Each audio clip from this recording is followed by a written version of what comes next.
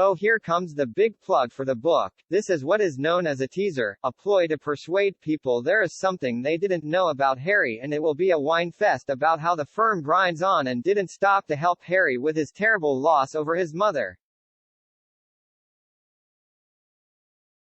It is curious because Harry has lashed out at his whole family with the most venomous lies, on TV in front of the whole world, aimed at destroying the reputation of his family because he couldn't get the sweet deal he wanted, and we are supposed to admire his struggle to be free and applaud the man he has become. Lots of children lose a parent, lots of children do not have a loving family, lots of children have no opportunities, little education, and no one to give them a helping hand. In fact, that is why Charles started the Prince's Trust. First we'll tell you about the man Harry has become and save you the cost of the book.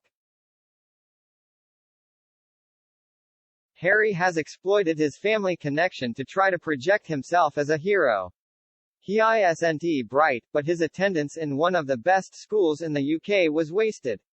He is lazy and spent his time partying, drinking and doing drugs. He was dismissed from the army because he couldn't pass his exams. He had a playboy lifestyle. He sponged off his father. He was conned by a scheming woman who reeled him in like a kipper. The 96-year-old monarch is expected to travel from Scotland to meet the new Prime Minister once they have been appointed. But speaking about Her Majesty's duties, royal expert Daniela Elser said, "The poor woman must be so tired. Not only is she still working, more than 3 decades after most people retire, but her family is a source of never-ending scandal and strain with things only looking like they are going to ramp up more." If you ask me, and no one is, what Her Majesty needs right now is not another wet week wobbling over the moors and ruminating on how it all went wrong, but needs to rally her lady-in-waiting of more than 60 years, Lady Susan Hussey, and abscond for a 72-hour all-inclusive gals weekend to Malaga. Harry has exploited his family connection to try to project himself as a hero. He isn't bright, but his attendance in one of the best schools in the UK was wasted. He is lazy and spent his time partying, drinking, and doing drugs. He was dismissed from the army because he couldn't pass his exams. He had a playboy lifestyle. He sponged off his father. He was conned by a scheming woman who reeled him in like a kipper.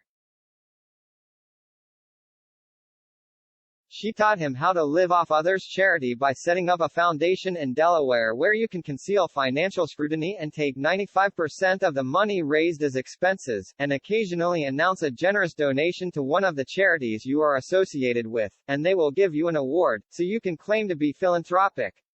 But you can spend 95% on posh restaurants, clothes, and private jets. Still, want to buy the book?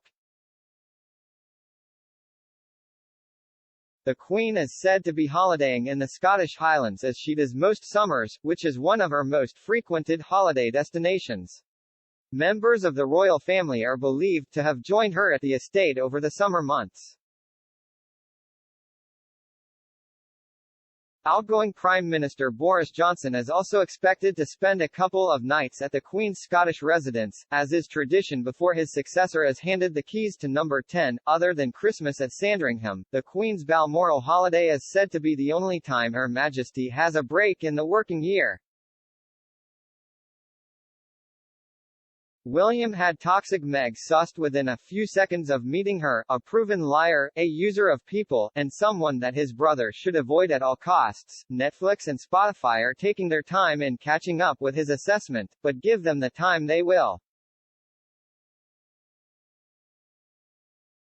Influential? Really? Harry? Who has he influenced? Don't say the Invictus competitors. The Warriors games influenced poor unimaginative Harry. He's just a figurehead, a patron, nothing more. If the Invictus Foundation was clever, they'd quietly remove Harry from his role.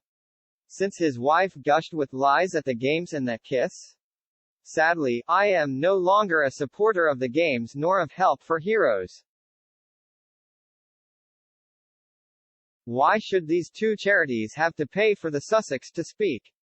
Because Harry demanded it, or help for heroes paying for their travel expenses and maybe their accommodations? I thought that you were supposed to give to charities, not take from them. His mother's dead. I didn't know until Harry said so for the first few thousand times over. We've all lost family. Me personally, 3 brothers, 2005, 2011, 2021. I don't find the need to keep blabbering about it. Time is relative. No going back. Time for baby H to move on.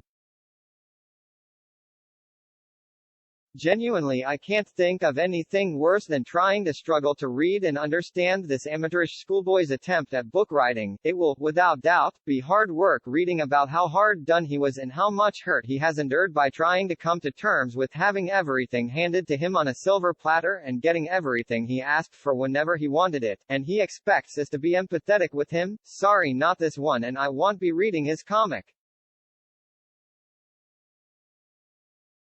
She taught him how to live off others' charity by setting up a foundation in Delaware where you can conceal financial scrutiny and take 95% of the money raised as expenses, and occasionally announce a generous donation to one of the charities you are associated with, and they will give you an award, so you can claim to be philanthropic, but you can spend 95% on posh restaurants, clothes, and private jets. Still, want to buy the book? His dedication to service, the military duty that twice took him to the front lines of Afghanistan.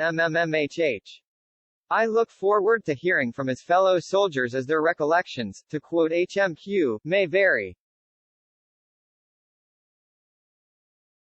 The entire world is facing famine, lab-induced mics, war, threats of nuclear weapons, fertilizer shortages, lockdowns, fuel shortages, supply chain fiascos, colossal grant and incursions, devaluation of currencies, rampant crimes. To Harry and his handlers, this is the wrong time, wrong place, and wrong era, frankly, to hear about your issues or experiences. How absolutely tone-deaf can you get? Interesting how the narrative has gradually changed over the past couple of years. I see it as deliberate manipulation and the culprit is without a doubt in the beginning, was seen to be the offender, the wrongdoer, and simple Harry was a victim of brainwashing. Now is shocked by Harry's secrets. You must be joking. This deception is intended to result in Harry being seen as the reprobate and seen as the blameless, righteous and guiltless party. Just as Harry is put in positions where he makes an utter fool of himself, for example when pretending to be a psychologist interviewing, or his recent speech at the UN, or his juggling at the window, or his bright orange outfit before Invictus in Holland, or that ridiculous advert about saving water whilst brushing his teeth, etc. Seems quietly content whilst Harry is painted as a mentally needy clown. Why? Because it gives her the excuse she needs. It's like a get-out clause when she chooses to cut and run. Don't get me wrong, Harry has been compliant and treacherous, of that there is no doubt, but there is an undercurrent of something more devious, pre-planning, and a cover story for the future should decide to go it on her own. Just food for thought. Ari just playing a part that meme has written for him, fake and untrustworthy, springs to mind every time he opens his gob. Just fade away, and I hope she is worth it as it's cost you everything. Ari, the biggest mistake you made was marrying meme. How you spend your life selling stories and suing anyone and everyone is that the fairy tale you wanted, living with her Z-lister friends in a fake life, being rolled out like a performing puppet. Well, I hope it's worth it as it really has cost you everything. Oh God, pure jackanory, it just never stops. After all the poison and porky pies these two have spouted, no one is going to believe the puppet master didn't know what was written in the book of the poor hard done by biggest victim of all time who has suffered more than anyone else on earth, because he lost his mother when he was a child. The whinging drip is so lucky that his stalker saved him and told him how bad and unfair his life had been.